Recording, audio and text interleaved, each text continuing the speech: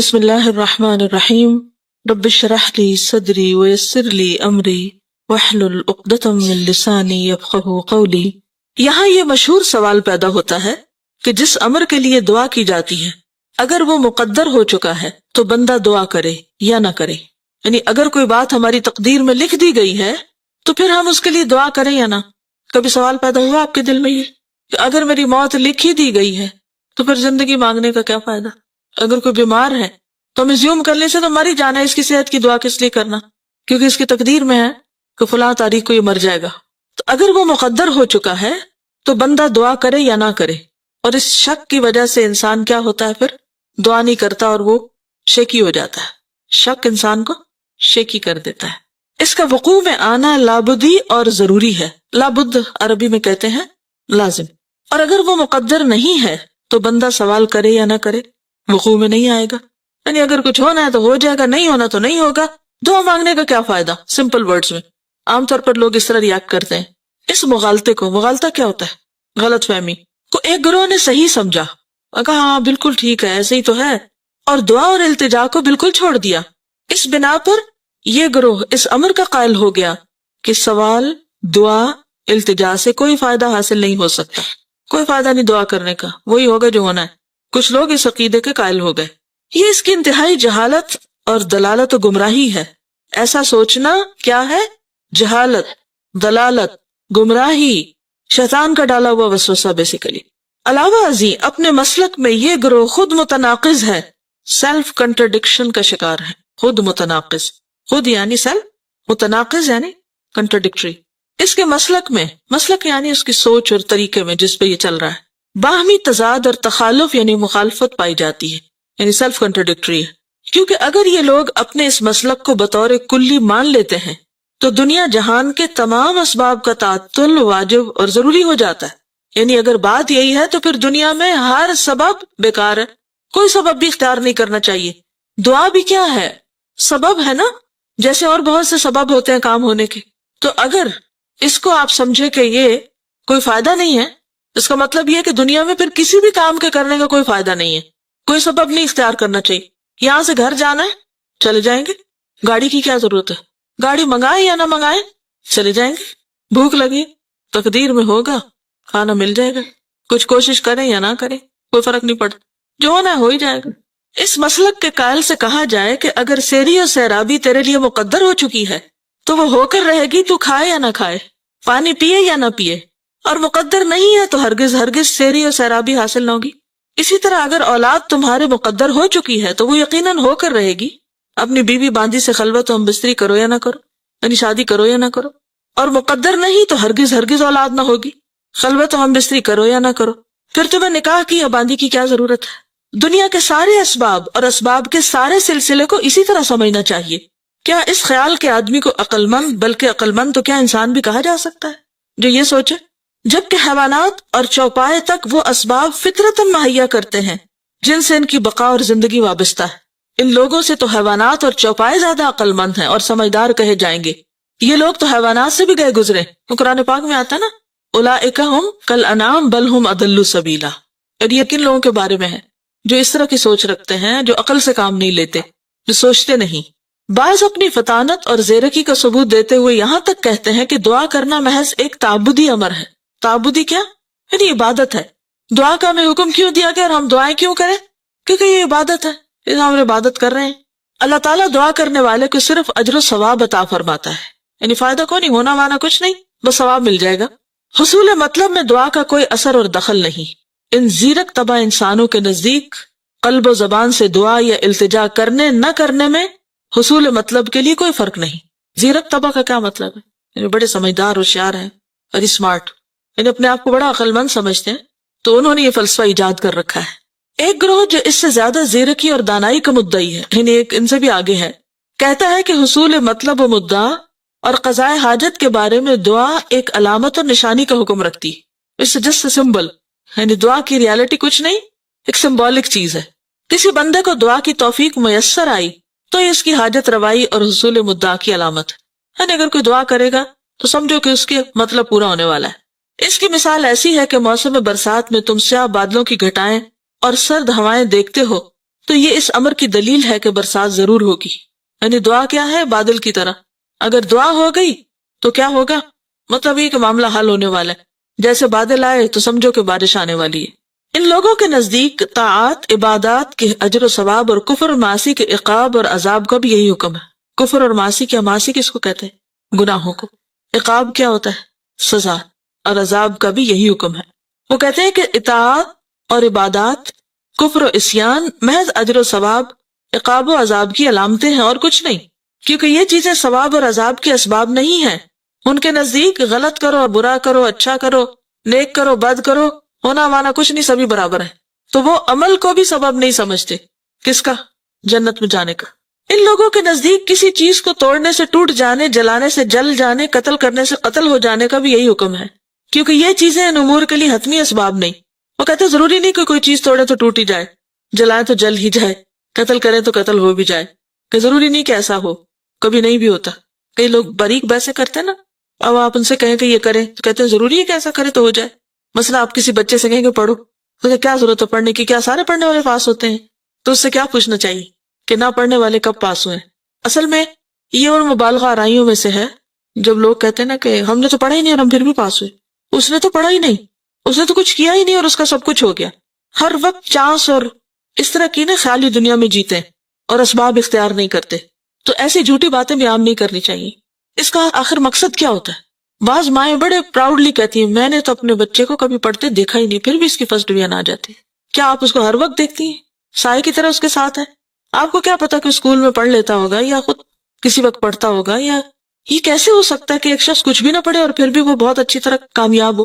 اس طرح کی باتیں پھیلانا بھی ایک جرم ہے. کیوں؟ اس سے دوسروں کو کیا ملتا ہے؟ کون سا سبق؟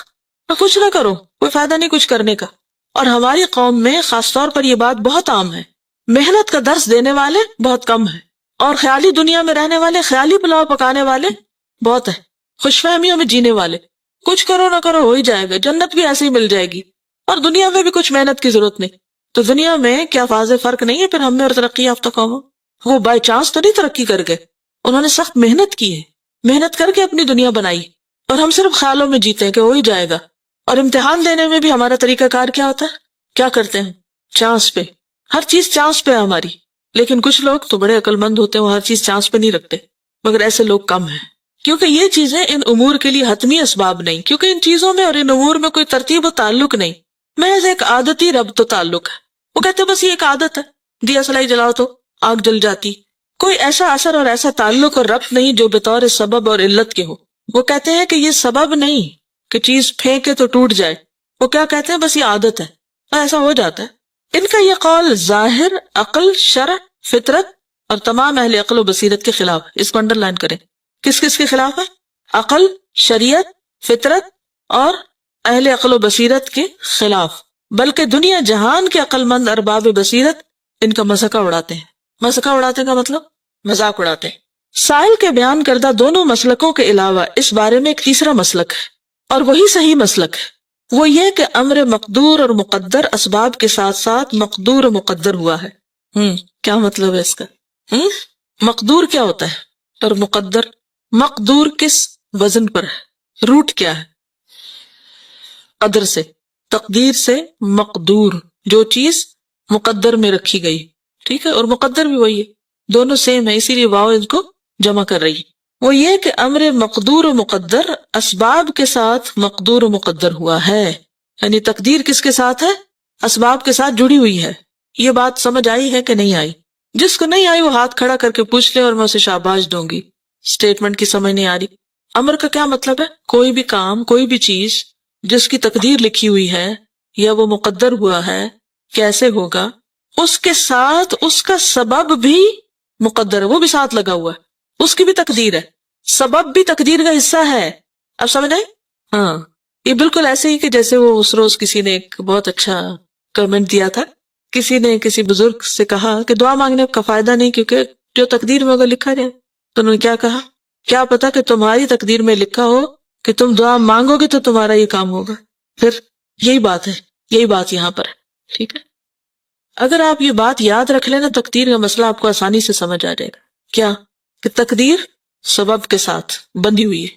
مثال کے طور پر آپ دیکھیے جیسے یہ لائٹ لگی ہوئی ہے نا، تو یہ کس کے ساتھ بندھی ہوئی ہے؟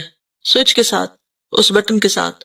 یعنی آپ نے ساری محنت کوشش سب کچھ کی، لگا ہوا ہے ہر چیز، لیکن جب تک اس کو آن نہیں کریں گے نا، یہ سبب ہے اور یہ مسبب جس کے لیے سبب اختیار کیا گیا ہے. تو اب آپ کہیں میری تقدیر میں ہوگی روشنی تو یہ جل پڑے گا، تو اب آپ کو کیا کرنا ہے؟ بٹن دبانا ہے، کیونکہ یہ بھی تقدیر کا حصہ ہے کہ آپ سبب اختیار کریں، یہ اس کے ساتھ ہے. ٹھیک ہے، آپ سمجھ آ گئے؟ شکر ہے. اور انہی اسباب میں سے ایک سبب دعا بھی ہے. ٹھیک ہے، دعا کیا ہے؟ سبب ہے. کوئی امر مقدور و مقدر محض بلا سبب مقدور و مقدر نہیں ہوتا. اس کو بھی انڈر لائن کر لیں، یہ آپ کو زندگی میں بہت فائدہ دیں گی، یہ باتیں کئی گتھیاں سلجھائیں گی. بلکہ اسباب کے ساتھ مقدور و مقدر ہوا. یہ جو بار بار مقدور و مقدر ہے نا، ایک ہی بات کو مختلف طریقوں سے کیا گیا تاکہ آپ بات سمجھ جائیں.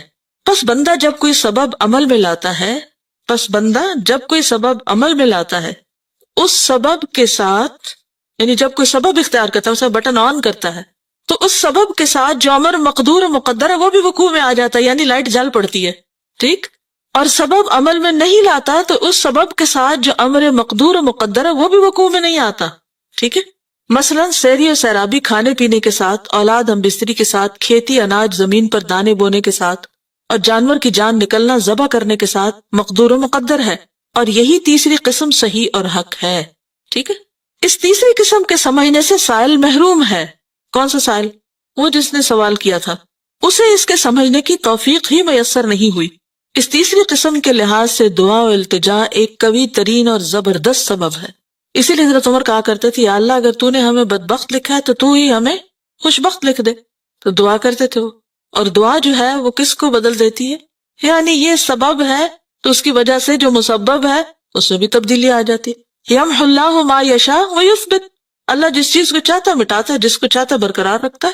اس کے لیے کیا مشکل ہے کہ وہ کسی چیز کو لازم ہی کرے کہ نہیں ایسا ہی ہونا چاہیے، اللہ یہ کہ اس کی مشیت اس کا تقاضا کرتی ہو. کیا مطلب ہے اس کا؟ یعنی اس کا جو کریشن پلان ہے اس میں ویسا ہونا زیادہ بہتر، یعنی اس کی مصلحت اس بات کا تقاضا کرتی ہے. اور یہاں سے اللہ تعالیٰ کی اتھارٹی بھی پتہ چلتی ہے. ٹھیک ہے. تو بعض اوقات سبب اختیار کرتے ہیں لیکن اس کے باوجود الٹیمیٹ اتھارٹی اللہ ہی کے پاس ہے کہ وہ وہاں سے اس کو آگے ہونے دے یا نہ ہونے دے. کیونکہ اگر وہاں چیک اینڈ بیلنس نہ ہو اور ہر چیز ہمارے ہلانے سے ہل جائے تو پھر کیا ہو؟ اگر ہم کہیں یا اللہ بارش ہو اور جو باہر لوگ ہیں کہ یا اللہ بارش بالکل نہ ہو، نظام درہم برہم ہو جائے سارا. تو اس لیے وہاں چیک اینڈ بیلنس ہونا بہت ضروری ہے کہ یہاں سے جو دعا اٹھی ہے، سبب آیا ہے، کیا اس کو نافذ ہونے دیا جائے اور وہ چیز ہو جائے جو یہ چاہ رہا ہے. اور اگر یہ ہو گئی اور ان کے سروں پہ آ گری تو پھر بنے گا کیا؟ تو یہ جو اللہ نے اتھارٹی اپنے ہاتھ میں رکھی یہ بھی اس کی رحمت ہے. عام طور پہ لوگ تقدیر کو نعوذ باللہ اللہ کا ظلم قرار دیتے ہیں کہ اللہ نے تو ہمارے ہاتھ باندھ دیے، ہم تو کچھ کر ہی نہیں سکتے. تو یہ اللہ کی طرف سے ظلم نہیں ہے بلکہ کیا ہے؟ اس کی رحمت ہے کہ اللہ اپنے بندوں پر ہمیشہ مہربان ہے. جب کوئی ہماری دعا سن لی جاتی ہے تو بھی اس کی مہربانی ہے، اور اگر نہیں سنی جاتی تو بھی اس کی مہربانی. کس طرح کہ یہ بندہ ابھی 4 دن اور مانگے نا ذرا، کیونکہ اگر ابھی اس کو یہ چیز مل گئی جو یہ مانگ رہا ہے تو کیا ہوگا؟ یہ مجھے بھول جائے گا. اور جو کچھ پھر بندہ مانگتا رہتا ہے تو کیا خیال ہے کہ وہ ضائع ہوتا چلا جاتا ہے، وہ جمع ہوتا رہتا ہے. ہم یہاں پریشان ہیں کہ سنی نہیں جا رہی، اور وہاں اتنا کچھ جمع ہو رہا ہے کہ قیامت کے دن جب انسان اس حصے کو دیکھے گا اعمال نامے کے جو دعاؤں کے اجر پر مشتمل ہوگا تو تمنا کرے گا کاش دنیا میں میری ایک دعا بھی قبول نہ ہوتی اور یہ سب مجھے آج ملتا. تو اس لیے مانگنے کی توفیق مانگے، کبھی بھی مانگ کے مایوس نہ ہو. اگر کوئی چیز نہیں مل رہی، نہیں آ رہی، اس میں بھی خیر ہے، اس میں بھی بھلائی ہے. ان مع العسر یسرا. بعض اوقات ہم روتے ہیں، پریشان ہوتے ہیں، لیکن معلوم نہیں ہماری دعاؤں کی وجہ سے کتنی ہمارے گناہ جڑ جائے. ہماری جب دعائیں بہت قبول ہونے لگتے تو ہم آپ کو بڑی چیز سمجھنے لگتے. بعض اوقات غرور تکبر میں مبتلا ہو جاتے، بعض اوقات عبادت چھوڑ دیتے، کرنے کا کام چھوڑ کے بیٹھ جاتے. اللہ کو پتہ ہے نا کہ اگر ہماری ساری دعائیں مان لیں گی تو ہم تو نقصان اٹھائیں گے. مثلا اگر بچے کی آپ ہر بات مانتے چلے جائیں تو کیا ہوتا ہے؟ ہماری عقل سمجھ تو اللہ کے مقابلے میں بچے سے بھی گئی گزری ہے. ماں اور بچے میں کتنا فرق ہوتا ہے، چند سالوں کا نا، کبھی 18-20 سال کا ہوتا ہے، کبھی تھوڑا بہت زیادہ یا کم. تو ماں اپنے آپ کو بڑی چیز سمجھتی کہ بچہ تو بالکل بے عقل ہے، اس کو تو کچھ خبر نہیں، تو اس کی ہر بات نہیں ماننی چاہیے. بعضوں کا جینوئن بھی ہوتی ہے تو ہم صرف اس لیے نہیں مانتے کیونکہ بچے نے کہی ہے، تو یہ بچہ ہے اس لیے نہیں اس کی مانی جائے گی. تو کتنی بھی پیار کرنے والی ماں ہو، بچے کی ہر بات کبھی نہیں مانتی اور نہیں ماننی چاہیے، کیونکہ اس کی بعض باتوں میں اسی کے لیے نقصان ہے. مثلا اگر بچہ صبح اٹھے اور کہے میں نہیں اسکول جاتا تو ماں کہو میں گلے سے لگاؤں تمہیں. مجھے یاد ہے میں جب چھوٹی ہوتی تھی تو میں رو دھو کے روز اسکول جاتی, میں جانے ہی نہیں چاہتی تھی, رو رو کے برا حال کر لیتی تھی. اور کیا سمجھتی تھی میں بہت ہی مظلوم ہوں اور میرے ماں باپ بہت ظالم ہیں. لیکن اب میں بعض اوقات کہاں اٹھتی ہوں کہ اگر میرے ماں باپ ذرا بھی ڈھیلے پڑتے تو میں کہاں خوار ہوتی, لیکن اس وقت ہمیں سمجھ نہیں آتی. اسی طرح استاد بعض اوقات سختی کرتے ہیں اور ہم ان کو بہت ظالم سمجھتے ہیں, حالانکہ وہ سختی ہمارے حق میں اچھی ہوتی ہے. تو بہرحال میرے نزدیک جو چیز اچھی ہے میں اس پہ رو دھو کے دعا مانگ رہا ہوں. اب تو دے تو تیری رحمت, اور تو نہ دے تو میں پھر بھی ناراض نہیں, کیونکہ اس میں بھی میری ہی بھلائی ہے جو تو مجھے نہیں دے رہا. کیونکہ اگر مجھے مل جائے وہ جو میں مانگ رہا ہوں تو ہو سکتا ہے وہی میرے لیے ہلاکت کا باعث ہو جائے, تو یہ بھی اس کی رحمت ہے. بس اگر کسی امر مقدور کا وقوع دعا کے ساتھ مقدر ہے تو پھر یہ کہنا کسی بھی طرح صحیح نہیں کہ دعا سے کوئی فائدہ نہیں, جس طرح یہ کہنا صحیح نہیں کہ کھانے پینے اور دیگر حرکات اور اعمال سے کوئی فائدہ نہیں ہو سکتا. یقیناً حصول مطلب کے لیے دعا اور التجا سے زیادہ کوئی چیز مؤثر, مفید اور نفع بخش نہیں, اور اس سے بڑھ کر کوئی دوسرا سبب نہیں. کس سے بڑھ کر کوئی دوسرا سبب نہیں؟ دعا سے. اسی لیے آپ کوشش کے ساتھ دعا بھی لازمی کریں, ٹھیک ہے؟ یعنی دونوں چیزیں ساتھ ساتھ چلیں گی, یعنی ظاہری اسباب بھی اور دعا والا سبب بھی. مثلا ایک کام کو کرنے کے لیے, مثلا گھر میں داخل ہونا ہے آپ نے, تو آپ کیا کرتے ہیں؟ اپنی لاک کھولتے, اندر داخل ہوتے, داخل ہو گئے, ساتھ کون اور داخل ہو گیا؟ شیطان بھی داخل ہو گیا. اب وہ آ کے فتنے پھیلا رہے ہیں, لڑائی جھگڑے کرا رہے ہیں اور غلط کام ہو رہے ہیں گھر میں. اب آپ کیا کرتے ہیں کہ آپ دروازہ بھی کھول رہے ہیں اور اس کے ساتھ ساتھ دعا بھی پڑھ رہے ہیں, تو آپ ایک حفاظت کے ساتھ داخل ہو رہے ہیں. گھر سے باہر نکل رہے ہیں تو بھی یہی بات ہے. اب آپ دعا تو پڑھیں اور دروازہ نہ کھولیں تو یہ بھی درست نہیں, آپ دروازہ کھولیں اور دعا نہ پڑھیں یہ بھی درست نہیں. تو بہتر کیا ہے؟ بالکل اسی طرح بیمار ہیں آپ, دوا لینی ہے آپ کو, ایک یہ ہے کہ دوا نہ لیں اور صرف دعا کریں, اور دوسرا یہ ہے کہ دوا لیں اور دعا نہ کریں, اور تیسرا یہ ہے کہ دوا بھی لیں اور دعا بھی کریں. دوا بھی سبب ہے, دعا بھی سبب ہے. ان دونوں میں سے بھاری سبب کون سا ہے؟ دعا. لیکن اس کا یہ مطلب ہرگز نہیں کہ مضبوط یا بہترین سبب لینے کی وجہ سے آپ نے دوسرے سبب کو اگنور ہی کر دیا, تو اس کو ساتھ لے کے چلنا ہوگا. یہی اللہ کا حکم ہے. واضح, اچھی طرح واضح, کہ جب بھی کوئی مشکل پیش آئے, کوئی بھی کام کرنا ہو, کوشش پلس دعا.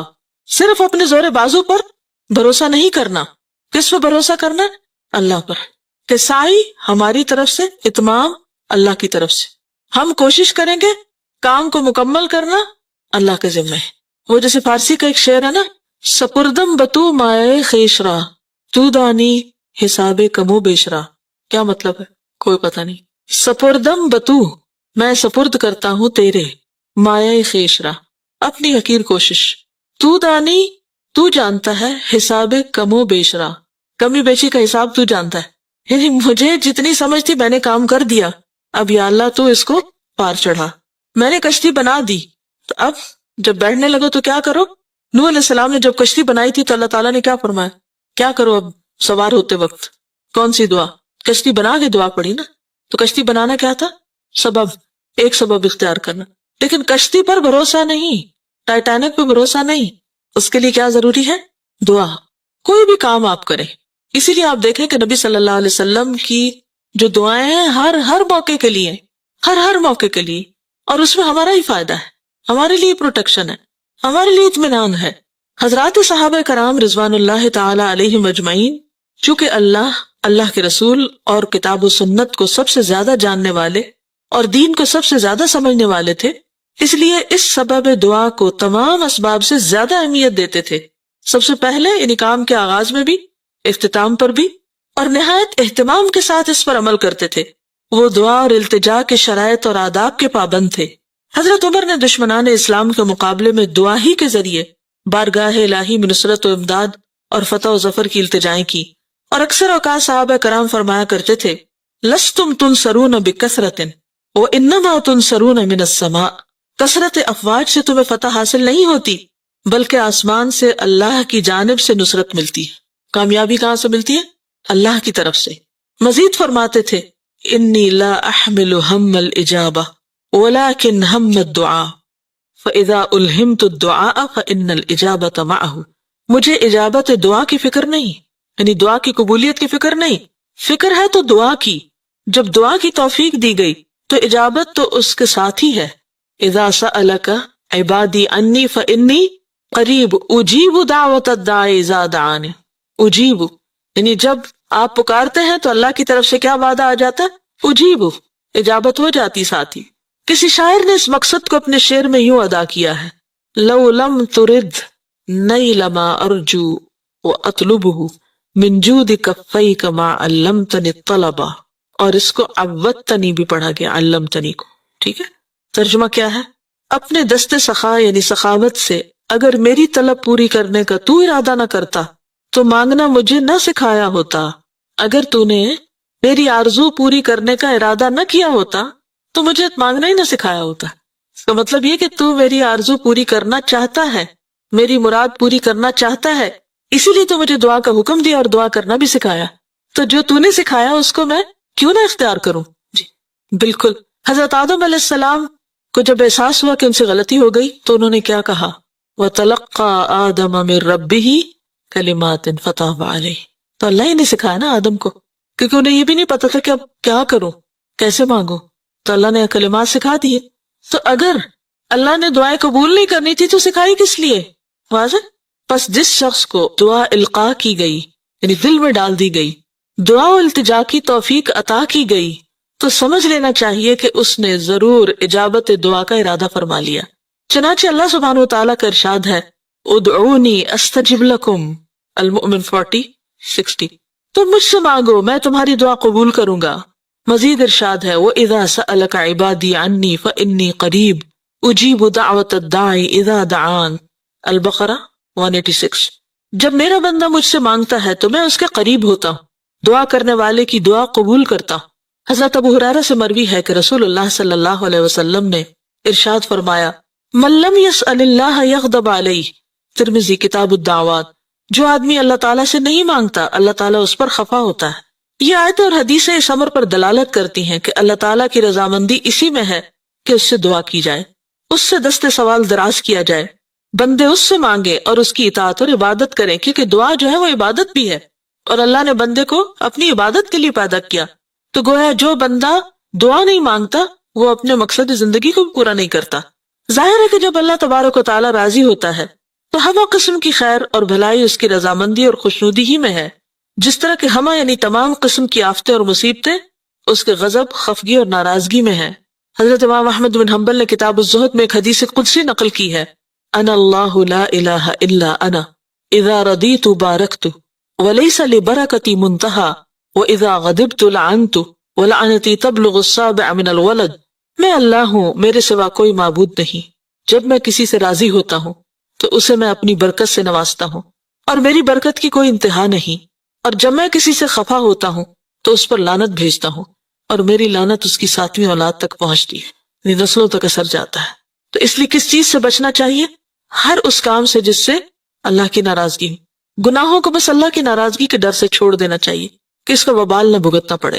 عقل اور نقل، فطرت اور تمام ملل و اقوام اور پرستاران مذاہب کا تجربہ رہنمائی کرتا ہے کہ اللہ رب العالمین کا تقرب، اس کی رضامندی اور اللہ تعالیٰ کی مخلوق اور اس کے بندوں کے ساتھ نیکی، بھلائی اور احسان، اللہ تعالیٰ کی طرف سے ہر قسم کی خیر اور بھلائی حاصل کرنے کا سب سے بڑا سبب ہے، اور اس کے خلاف عمل کرنا ہمہ قسم کے شر اور برائی کا سبب ہے. کیا خیر و بھلائی کا سبب ہے؟ اللہ کا تقرب، رضامندی، اللہ کی مخلوق اور اس کے بندوں کے ساتھ نیکی، بھلائی اور احسان. یعنی جب آپ بندوں کے ساتھ بھلائی، نیکی اور احسان کرتے ہیں تو اس سے کیا ہوتا ہے؟ اللہ کی طرف سے آپ کو بھی بھلائی، خیر اور برکت نصیب ہوتی. اور اگر آپ کسی کو ستا رہے ہیں، کسی کے خلاف سازشیں کر رہے ہیں، کسی کو برا بھلا کہہ رہے ہیں یا برا ثابت کرنے کی کوشش کر رہے ہیں یا الزام تراشی کر رہے ہیں یا غیبت کر رہے ہیں یا کسی طرح کسی کو نقصان دینے کی کوشش کر رہے ہیں، ہو سکتا ہے اس شخص کو پتہ ہی نہ ہو جس کے پیچھے آپ پڑے ہوئے ہیں، لیکن یاد رکھیے جو آپ کسی کے لیے کر رہے ہو سارا آپ پہ پلٹے گا، سب آپ کے سر پہ آئے گا. جب بھی کسی کو دکھ دینے لگے تو سوچیں یہ میں اس کو نہیں اپنے آپ کو دینے لگی ہوں، تو آپ کا ہاتھ فوراً رک جائے گا، کیونکہ کوئی بھی شخص اپنے آپ کو نہیں دینا چاہتا. بعض اوقات ایسا ہوتا ہے نا کہ غصے میں آ کے ہم بڑے بڑے غلط ارادے کر لیتے ہیں کہ ایسی تیسی میں فلاں کی یہ کر دوں گی، وہ ہو جائے گا، اور پھر بری بری باتیں سوچتے ہیں اور پھر اس کے خلاف مہم چلا دیتے. کوئی بھی جو کسی کے خلاف مہم چلاتا ہے خود نہیں بچ سکتا، اس سے خود لپیٹ میں آتا ہے. یہ پکی بات ہے، یہ اللہ کی ناراضگی کا سبب ہے، اور جب اللہ کی ناراضگی ہوتی ہے تو اللہ کی رحمتوں سے بندہ دور ہوتا چلا جاتا ہے. تو ہر وقت اس بات کو سوچنا چاہیے کہ ہم کس طرح کسی کی بھلائی کریں، پس تم انعامات الہی اور اس کی نوازشات سے اسی قدر بہرہ ہو سکتے ہو اور اسی قدر اس کی خفگی اور ناراضگی سے دور رہ سکتے ہو جس قدر تم اس کی اطاعت و فرما برداری کرو گے اور اس کا تقرب حاصل کرو گے اور اس کی مخلوق اور بندوں کے ساتھ احسان اور صلہ رحمی کرو گے۔